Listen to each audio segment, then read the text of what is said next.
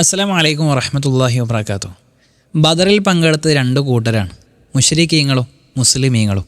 മുശ്രിക്കീങ്ങളുടെ വ്യത്യാസം എന്തായിരുന്നു? വൈദാ ദുക്കിറല്ലാഹു വഹ്ദഹു ഇശ്മഅസ്സ, അവരോട് അള്ളാഹു മാത്രമെന്ന് പറഞ്ഞാൽ അവർ ഇരുപിരി കൊള്ളുന്നതാണ്, അവർക്ക് അസ്വസ്ഥത ഉണ്ടാകുന്നതാണ്. അള്ളാഹു അല്ലാത്തവരുമുണ്ട് എന്ന് പറഞ്ഞാലോ ദാവും യസ്തബിഷിറുൻ, അവർക്ക് സന്തോഷമാകുന്നതാണ്.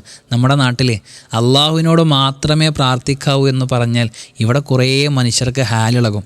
അതിൻ്റെ കൂടെ ബദരീങ്ങളോടും മരിച്ചവരോടും മഹാന്മാരോടും ഔലിയാക്കളോടും മമ്പ്രം തങ്ങളോടും റിഫായി ഷെയ്ഖിനോടും ഒക്കെ പ്രാർത്ഥിക്കുക എന്ന് പറഞ്ഞാലോ അവരൊക്കെയാണ്. ഗൗരവമായിട്ട് ആലോചിക്കണം.